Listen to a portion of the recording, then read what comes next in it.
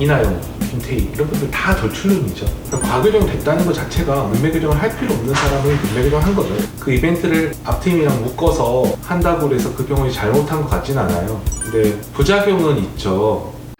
수술 후에 재수술하러 오시는 분들 중에서 내는 소세지 눈 됐어요 이렇게 오시는 분들 상당히 많은 것 같은데, 이 소세지 현상이 왜 생기는 거예요? 많지는 않고요. 우리나라가 의사 선생님들이 수술을 엄청 잘 하셔서 지금은 소세지까지는 안 만들고 90년대 한국 성형외과 선생님들이나 2000년대 초반에 중국 성형외과 원장님들이 소세지를 잘 만드셨죠. 소세지를 유발하는 가장 큰 특징은 하이폴드예요. 또 어깨 쌍꺼풀을 잡았을 경우 뭐 1cm 이상의 볼륨감으로 또 어깨 쌍꺼풀을 잡고 아주 깊숙하게 걸었을 때 소세지가 생기겠죠. 하이폴드를 잡아도 연하게 잡은 경우에는 소세지가 안 생기고요. 그 다음에 볼륨을 좀 제거를 한 경우는 소세지가 좀 덜해요. 그러니까 요즘에는 소세지가 그렇게 많지는 않습니다. 없는 건 아니지만. 그리고 소세지 수술은 아주 간단하게 모든 성형외과 원장님들이 할 수 있어요. 그렇게 하면 되잖아요. 볼륨을 제거, 깊은 쌍꺼풀을 연하게 만들고 또 마지막 수단으로 좀 낮추고, 그런 소세지는 해결되겠죠. 소세지 눈을 치료하기 위해서 재수술할 때는 어떤 방법으로 해야 되나요? 네, 보통 소세지가 있으면 눈매 교정을 해서 눈을 잘 뜨게 한 다음에 볼륨감을 줄이고 라인 좀 낮추면 해결 완전히 됩니다. 소세지 눈은 그렇게 어려운 수술은 아니에요. 그럼 하이폴드를 원하시는 분들 중에서 소세지가 될 가능성이 높은데, 이것을 미리 방지하고 하이폴드를 만들 수 있는 그런 노하우가 있으실까요? 하이폴드를 원한다. 그러면 이 사람 눈이 하이폴드에 어울리는지 먼저 봐야겠죠. 예를 들어서 돌출눈이에요. 돌출눈. 그러면 낮게 잡아도 되게 볼륨감 있는 쌍꺼풀이 나오죠. 장원영 씨처럼. 그죠?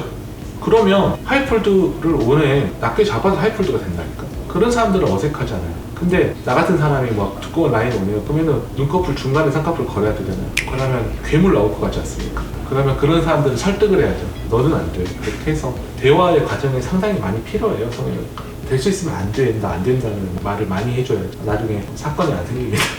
그 눈매 교정 같은 경우에 남자분들이 많이 하게 되는데, 무조건 절개로 하는 게 좋을지 아니면 이제 자연스러운 눈매 교정을 위해서 좀 비절개로 해도 괜찮을지 궁금합니다. 우선 비절개 눈매 교정도 효과는 있습니다. 실의 힘이 유지가 될 때까지는. 실의 힘이 유지가 되는 기간은 길어봐야 1년, 짧게는 6개월이라 생각합니다. 그래서 6개월 지나면은 대부분 다 풀린다고 생각하는 게 제 개인적인 견해입니다. 그래서 남자든 여자든 매몰 눈매 교정은 긴 시간, 뭐 6년, 5년 이상 이렇게 효과를 보기를 원한다면 매몰 눈매 교정은 적합하지 않는 수술이다. 근데 일시적으로 좀 예뻐지고 싶어요. 물론 수술하면서 그런 사람 없겠지. 그러면 매몰 눈매 교정도 좋은 수술이겠죠. 남자도 마찬가지입니다. 남자분들은 여자분들보다 흉터에 민감하고 화장도 못하잖아요. 그러니까 매몰을 좀 유도를 많이 해요. 남자분들이 눈이 작아. 그럼 눈매 교정 해야 돼. 그럼 절개해야 돼요. 매몰로 눈매 교정 하잖아요. 결국은 절개 눈매 교정을 하게 됩니다. 그러면 나중에 절개 눈매 교정 할 때 또 문제가 생기잖아요. 그러니까 아예 처음부터 눈이 작고 눈을 키워야 되는 사람이다. 남자든 여자든 상관없이 저는 절개 눈매 교정을 해야 된다고 생각합니다. 그리고 눈이 커요. 이 사람은 그냥 눈매 교정 안 해도 쌍꺼풀만 해주면 눈이 엄청 커지고 잘생겨질 것 같아. 그러면 매몰해도 됩니다. 그런 분들은 여자분들도 매몰해도 됩니다. 보통 병원에서 눈매 교정을 권할 때 눈매 교정이 말고 그냥 쌍꺼풀로도 충분하다라고 했는데, 그러면은 절개법을 했을 때 눈 뜨는 힘하고 커지는 효과를 다 동시에 다 얻을 수가 있는 거지. 보통은 내 눈이 작아요. 키워줘서 눈이 컸으면 좋겠어요. 뭐 무쌍 눈매 교정을 하고 싶어요. 그런 모든 분들의 눈이 크냐 작냐 봤을 때 생각보다 큰 분들이 많아요. 그때 말했죠. 10명 중에 9명은 눈매 교정 안 해도 된다고.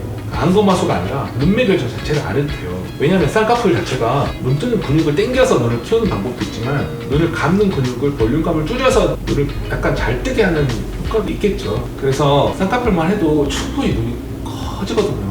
정말 커져요. 그러니까 꼭 그 눈매 교정에 목숨 안 걸었으면 좋겠고, 눈매 교정을 하면은 출혈도 심하고 짝짝도 되고 마취도 더 해야 되지, 환자 입장에서는 돈도 더 들지, 수술할 때 아프지, 그다음에 회복도 좀 더 늦거지. 근데 눈이 예쁘냐? 안 예쁜 경우도 많더라.